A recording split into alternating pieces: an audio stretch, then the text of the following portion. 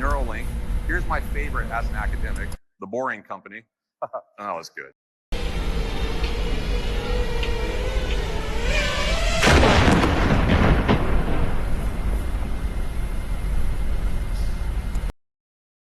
Perspective that would interest you.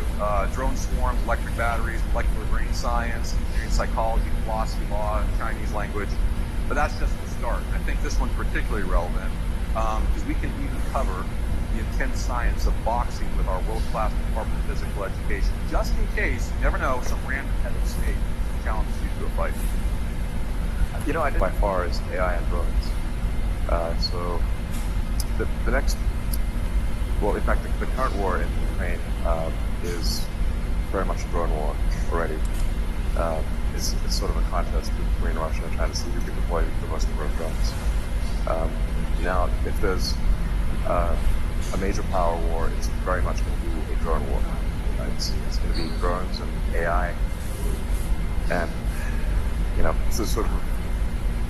I mean, I do worry about the existential risk of AI, which is that if you employ AI and drones, do you go down this path where eventually you get to Terminator? You know, try to avoid that. That'd be good. That would be good. Yeah. Minimize the Terminator risk. But I mean, essentially, if when you're making military drones, you are making Terminators, and